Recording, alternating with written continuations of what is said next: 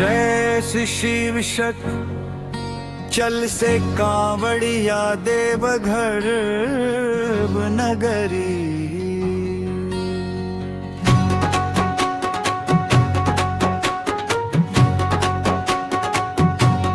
हर हर महादेव बोल बम बोल, भोला के नमवा दिल से तोल। गंगा जल लेके चल सिर भाई,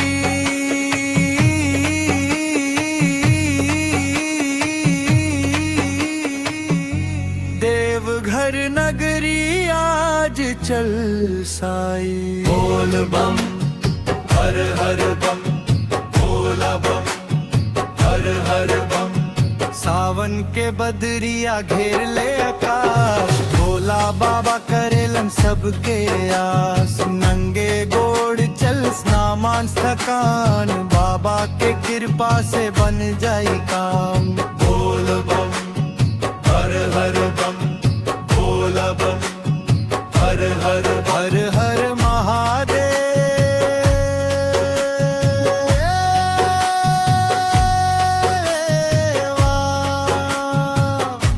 बाबा बैद्यनाथ के जयकारा गूंजे चारों ओर सवेरा।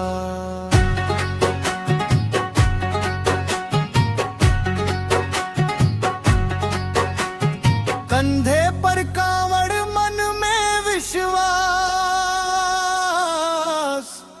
भोलेनाथ पूरा करी है हर आस। डमरू बजे गूंजे जयकार, शिव शंकर के अद्भुत दरबार। ओम नमः शिवाय, ओम नमः शिवाय। हर हर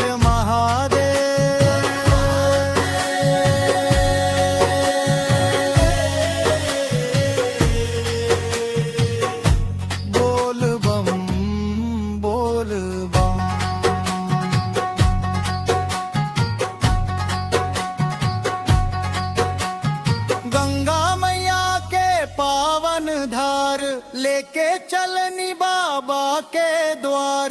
भक्ति के रंग में भिंजल मन, शिव बिना सूना लागे जीवन। हर हर महादेव बोल बम बोल, भोला बाबा सबके रखी है अनमोल।